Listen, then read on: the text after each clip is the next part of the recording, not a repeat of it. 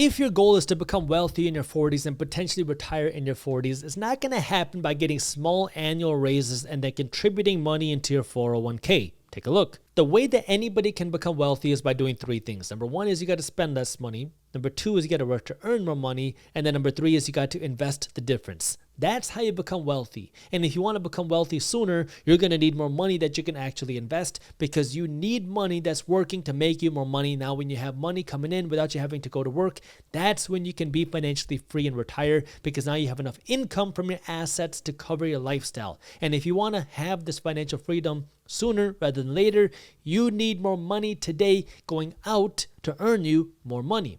And what I want to do today, right now, is I want to go over 7 practical steps, things that you can do right now. That way you can achieve this sort of financial freedom, this retirement, this wealth, whatever you want to call it, sooner rather than later. Maybe even as soon as your 40s, if you start in your 30s, maybe even 20s, if you start putting these things together. And I want to get very granular about practical things that you can start doing right now. Number 1 is do not finance or lease your car. Buy a car with cash that we don't have to worry about the payments, and take the money that you're no longer having to send into your car company, that you no longer have to pay in the expensive insurance, that you no longer have to spend in the premium gas, that you no longer have to spend in the expensive maintenance, and invest that money instead. The average new car payment today is over $700 a month. Take the $8,000 that you had to put as a down payment on your $50,000 car and buy a car with the $8,000. Find yourself a used but good working condition Toyota Corolla. This will get you from point A to point B. It will not have as many issues, assuming you buy a good working condition car. And now you got a good car that will take you to where you got to go. And now you're going to free up a lot of cash flow every single month that you can use just to build your wealth. Remember, if you want to become wealthier sooner, you need more money going to your investments. That way you have more money building your wealth sooner rather than later. Number 2 is live smaller. Have a smaller home. This could be whether you own a home or rent a home. It really does not matter. You don't have to own a home. You don't have to rent a home, but you have to live smaller. You know, they say if you go to a realtor, if you go to a bank, they're going to give you somewhere between 28 to 33% of your gross income going to your housing payments. If you really want to become wealthier, you want this to be closer to 20%, where now your housing costs are significantly a smaller piece of the amount of money that you're bringing in. That way now you have more money to put towards your investments. Now, again, this isn't very fun. You might be able to qualify for a $500,000 home, but you're only living in a $300,000 home. And the reason why is because you don't want to live so big. When you have a bigger home, well, you're going to have more expensive utility bills because you got more space, you got to heat, more space, you got to cool. You have more expensive maintenance, more expensive upgrades. Well, when you have a smaller home, your costs also get smaller, and you have less money going to the bank or your landlord every single month, and that means more money sitting in your pocket. Again, this is not the most fun thing to do, but if you really want to become wealthy sooner rather than later, you got to go through what I call the decade of sacrifice. Doing the things that nobody else is willing to do. That way you can have the wealth that most people dream about having, but you're going to have to put in the sacrifice and the work in order to do that. And the most accessible place for you to do it is your car and your home, because those are the biggest expenses for the average person. And so now if you can reduce the size of your biggest expenses, we can have big extra savings that you can use to building your wealth. And 10 years from now, you will have way more wealth, way more financial freedom, because you put in the sacrifice right now. And so if you want to have that financial freedom sooner, you're going to have to make more sacrifices today. Number 3, when it comes to your home, instead of buying a single family home to live in, consider going out and buying a duplex or a triplex or a quadplex, a 2, 3, or 4plex, because in the United States, there are some special regulations out there which say that when you go out and get a primary residence can be a single family home, but it can also be a 2plex, a 3plex, or a 4plex, which means if you go out and you buy a 4-unit building, you can live in one of the units yourself, and your neighbors can pay your mortgage for you. Now, you still have a place to live, but you don't have to worry as much about your monthly payments, because now your tenants, your neighbors, the people that live in your building, are going to be paying you rent every single month. And if you do it correctly, you might not have to pay any money to your bank. You might not have any mortgage costs. You might not have any housing costs, because your tenants are paying your rent for you. Now, of course, this is where you do want to make sure you talk to an attorney, but this is a very commonly and very widely understood little loophole which will allow you to own a little rental property and have your tenants pay your mortgages for you. Now, there's a second little part to this that you can also do, which is now you have the ability to live in that property for a year, and then a year and a day later, move out and do it all over again, and then rent out the unit that you were living in. Because generally, you cannot rent out your own primary residence. When you go to the bank and you get a mortgage for your primary residence, the place that you're going to live, you can't the next week go rent out this property to somewhere else because it's your primary residence. Banks have different loans to investors, so you can't do that. But if you live in this property for a year and a day, then you have the ability to move out and have somebody live in your property. So now you can do what I just said. You buy a 3 or 4 unit property, you move in, you have the tenants pay for your mortgage, pay for your housing costs, or at least significantly reduce your housing costs. And then a year and a day later, if you want, you can move out. And then you can have somebody else live there. Now, hopefully this will start generating you some cash flow, and then you can start this process all over again. So now you have the income from this first property paying for the second property, and now you're working to build a portfolio of properties as you're working to get closer to that retirement. Or if you wanted to sell the property, if you have some new equity built in there, this equity can also be sold generally tax-free depending on how much the profits are. And now these limits are always changing, so you want to make sure you understand that. But this is where now you can use the place that you're living as a catalyst to your wealth if you do it strategically. The fourth thing that you can do is ditch the Netflix subscription. Not so you can save $15 a month, but so you can save 2 to 3 hours of your time every single day. There was a study recently put out that said that the average American is watching about 3 hours of television, aka Netflix, a day. Not a week, a day. Now, the reason why so many people struggle with making more money is they feel like they never have more time. And you don't have the time if you're always watching TV. And this is where now, if you can cancel the Netflix subscription, you got this new block of time, 1 hour, 2 hours, 3 hours to do something. And what I want you to do is start by learning. Learn how to increase your income. Learn how to invest. Start spending the time reading books. Start spending the time watching educational YouTube videos. Start spending the time listening to educational podcasts. And then start spending the time doing something to earn more money. Because right now, if you want to be able to achieve that financial freedom sooner rather than later, remember, you got to spend less, earn more, and invest like crazy. The more assets you own, the more freedom that you're going to have. How can you own more assets? You can either spend less money or you can earn more money. You got to have a margin with what you bring in and what money leaves. And so one way to have a bigger margin is by earning more money. And in order for you to earn more money, you got to be learning.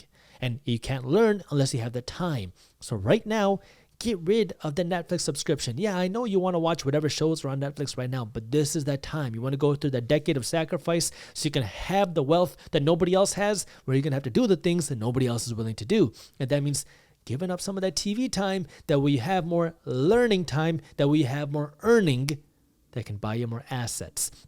So use your time to learn how to earn, that way you have more money coming in. This brings me to number 5, which is actually now go out and work to earn more money. Because now your learning will help your earnings. So now when you start learning, you can start spending this time also in your evenings and your weekends and your holidays, now working to earn more money. This can be either as a contractor, as a freelancer, as a new business that you're working on, as a second job that you're working on. That way you're working to earn more money. But the key here is when you're working to earn more money, you're not working to earn this money to drive a faster car.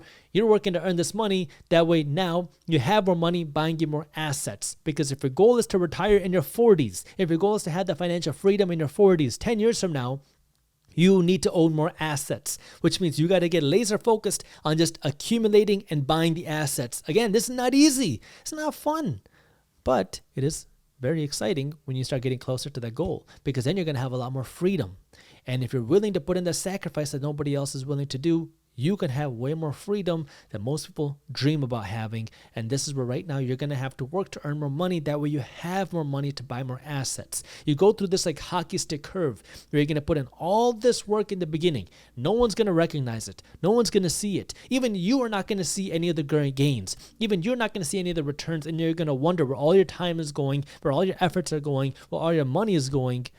But then slowly you're going to start to see a turn. And as you start to see a turn, you kind of see this hockey stick growth where, oh yeah, now everything's starting to compound. Your education is starting to compound. Your earnings are starting to compound. Your investments are starting to compound.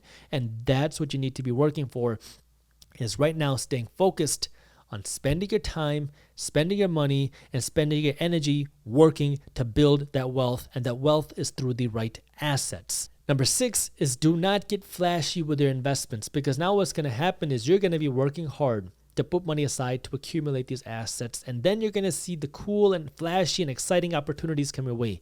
Maybe it's a meme stock. Maybe it's the next hot cryptocurrency. Maybe it's a no money down real estate deal. Maybe it's the next hot stock. But this is where you have to stay consistent and remember that if it seems too good to be true, well, it probably is. There's always going to be bubbles forming. There's always going to be the next exciting investment. There's always going to be the next speculative investment. And they have the potential to 10x your money very quickly. But if you really want to build that sustainable wealth, you need your money going into places that are actually going to give you returns instead of gambling your money. Gambling can make you a lot of money, but it can lose you that money just as fast. And now when you're working so hard to get that money and keep that money, you want to protect it and grow it and nurture it and not just throw it into something that is very speculative and hypey. And this is now when you're working to learn about where you should be investing. You're working to keep up to date with what's happening in the financial news.